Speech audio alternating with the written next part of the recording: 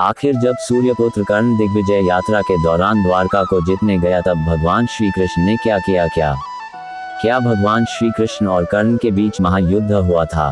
तो आइए जानते हैं। भगवान श्री कृष्ण जैसा उत्कर्ष और साहस से भरा योद्धा द्वापर युग में कोई भी नहीं था, क्योंकि श्री कृष्ण स्वयं भगवान विष्णु के अवतार थे। अपनी असीम शक्ति से वो किसी को भी पल भर में खत्म कर सकते थे। लेकिन क्या आप जानते हैं कि एक बार कर्ण ने भगवान श्री कृष्ण की नगरी द्वारका पर आक्रमण किया था?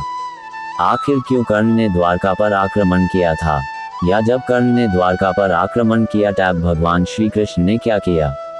दोस्तों, एक बार जब कौरवों वन में विहार करने गए थे तब गंधर्वों ने उन पर आक्रमण किया था और इस युद्ध में गंधर्वों ने कौरवों को परास्त करके दुर्योधन को बंदी बना लिया था।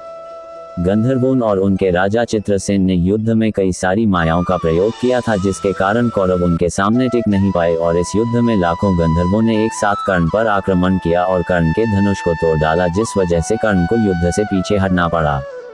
गंधर्व युद्ध के समय कर्ण के पास अपना दिव्य धनुष यानी विजय धनुष था ही नहीं, क्योंकि कर्ण ने कभी भी विजय धनुष का इस्तेमाल नहीं किया। उसने तो केवल महाभारत के 17 दिन में ही अर्जुन के विरुद्ध उस विजय धनुष का उपयोग किया था।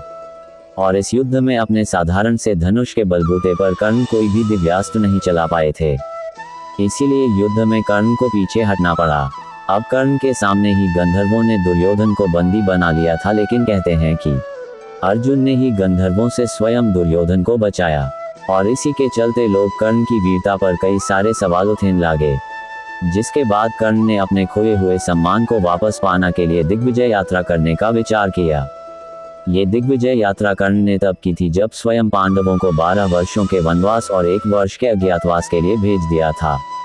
और उस समय दुर्योधन ने धरती के सबसे मुश्किल यज्ञ की वैष्णव यज्ञ को किया था। उसी यानी कि इसमें कर्ण ने दिग्विजय यात्रा शुरू की और वो अपनी विशाल सेना के साथ दिग्विजय के लिए निकल पड़ा। पहले कर्ण ने पांचाल नरेश द्रुपद के राज्य पर आक्रमण किया और अपने विशाल सेना के साथ कर्ण ने द्रुपद के राज्य को चारों ओर से घेर लिया।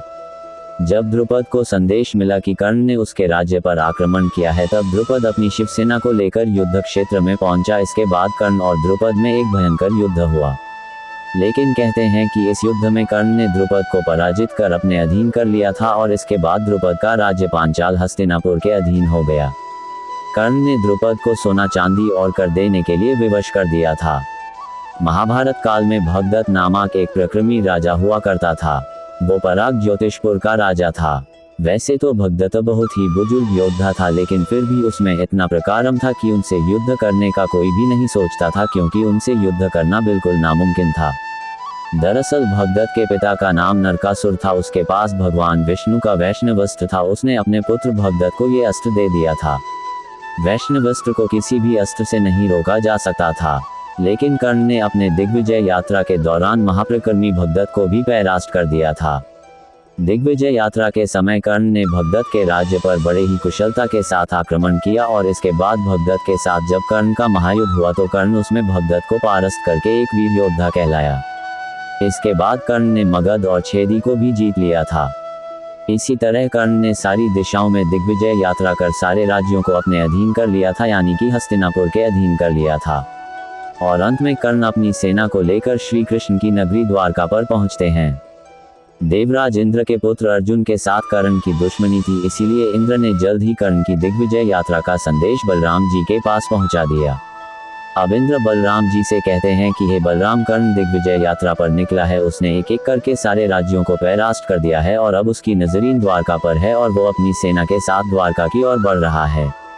इंद्रदेव की बात सुनकर बलराम जी कहते हैं, हस्तिनापुर की अधीनता हम यादव कभी स्वीकार नहीं करेंगे। अगर कर्ण की सेना द्वारका के द्वार पर पहुंची तो हम उसकी सेना के साथ साथ उसे भी यमलोक के द्वार पर पहुंचा देंगे और आज पूरा संसार बलराम के क्रोध को देखेगा। द्वारका पर आक्रमण करने से पहले कर्ण को यमलोक भेज दूंगा। इसके बाद बलराम जी ने भगवान श्री कृष्ण के पास जाकर उनसे कहा, कर्ण का दुस्साहस को देखो कान्हा, वो सेना लेकर हमारी द्वारका पर आक्रमण करने आ रहा है। तुम अपना सुदर्शन चक्र उठाओ और आज पूरा संसार यादवों का बल देखेगा। मैं नहीं चाहता कि युद्ध की अगुवाई तुम करो, क्योंकि युद्ध की अगुवाई मैं करूंगा और कर्ण और उसकी सेना को मौत के घाट उतार दूंगा। बलराम जी के क्रोध को देखकर भगवान श्री कृष्ण ने उन्हें शांत करते हुए कहा, दाओ आप पहले शांत हो जाए, बिना कर्ण की मंशा को जाने हमें उससे युद्ध नहीं करना चाहिए। जितना मैं कर्ण को जानता हूँ वो सभी योद्धाओं से थोड़ा भिन्न है। वीर होने के साथ साथ वो बहुत ही विनम्र स्वभाव का भी है। कर्ण से युद्ध करने से पहले हमको उससे जरूर बात करनी चाहिए। भगवान श्री कृष्ण की इन बातों से भी बलराम जी का गुस्सा शांत नहीं हुआ। वे भगवान श्री कृष्ण और पूरी यादव सेना के साथ द्वारका के मुख्य द्वार पर पहुंचे। जी हाँ, यादव सेना यानी कि नारायणी सेना, जिसका मुकाबला कोई भी नहीं कर सकता था। इसके बाद कर्ण भी अपनी सेना के साथ द्वारका पहुंचे और अपने सामने बलराम जी और भगवान श्री कृष्ण को देखकर हाथ जोड़कर प्रणाम किया। लेकिन बलराम जी का क्रोध शांत नहीं हुआ। उन्होंने अपने हाथ पर हल उठाकर कर्ण को युद्ध की चुनौती दी। बलराम जी की इस चुनौती को सुनकर कर्ण ने अपने धनुष को उठाया और 2 बाणों का संधान किया। कर्ण के सामने बलराम जी और भगवान श्री कृष्णा जैसे महाप्रकर्मी योद्धाओं को देखकर कर्ण की सेना और नारायणी सेना बेहद अचंभे में थी। युद्ध क्षेत्र पर मौजूद हर एक योद्धा चिंता में था। इसके बाद कर्ण ने धनुष की प्रत्यंचा को खींचकर भगवान श्री कृष्ण और बलराम जी पर एक बाण चलाया, जो देखते ही देखते 2 भिन्न भिन्न बड़ी बड़ी मालाओं में बदल गया और देखते ही देखते भगवान श्री कृष्णा और बलराम जी के गले में ये माला जाकर गिरी। कर्ण के विनम्रता को देखकर बलराम जी का क्रोध शांत हो गया। वो आश्चर्यचकित हो गए और इसके बाद कर्ण ने बलराम जी से कहा, है बलदाव, हस्तिनापुर की तरफ से मैं दिग्विजय यात्रा पर निकाला। मैंने चारों दिशाओं के सारे राज्यों को जीता, लेकिन श्री कृष्ण और आपसे युद्ध करके भला मैं कैसे जीत सकता हूँ? और आखिर कौन जीता है आज तक? जो मैं जितना चाहूंगा, इसीलिए मैं द्वारका को जीतने नहीं आया बल्कि द्वारका के साथ संधि करने आया हूँ। इसीलिए हे बलदाव, कृपया आप हस्तिनापुर की मित्रता को स्वीकार करें। कर्ण की बातों को सुनकर बलराम जी बहुत प्रसन्न हुए। उन्होंने कर्ण से कहा, अद्भुत कर्ण, अद्भुत। तुम्हारे इस विनम्रता को देखकर मैं बहुत प्रसन्न हुआ हूँ। मैंने बहुत से बड़े बड़े पराक्रमी योद्धा देखे, लेकिन उनके अंदर विनम्रता की हमेशा कमी रहती है। लेकिन आज मैंने तुम्हें देखा तो मैं भी धन्य हो गया। समस्त राज्यों को जीतकर तुमने अपने पराक्रम की घोषणा तो कर दी, लेकिन साथ ही तुम्हारी विनम्रता को देखकर मैं बहुत प्रसन्न हुआ हूँ और इसीलिए मैं हस्तिनापुर की मित्रता को स्वीकार करता हूँ। और उसके बाद भगवान श्री कृष्णा और बलराम जी ने कर्ण को द्वारका पर आमंत्रित भी किया, जहां कर्ण समेत उनकी पूरी की पूरी शिवसेना को भोजन परोसा गया।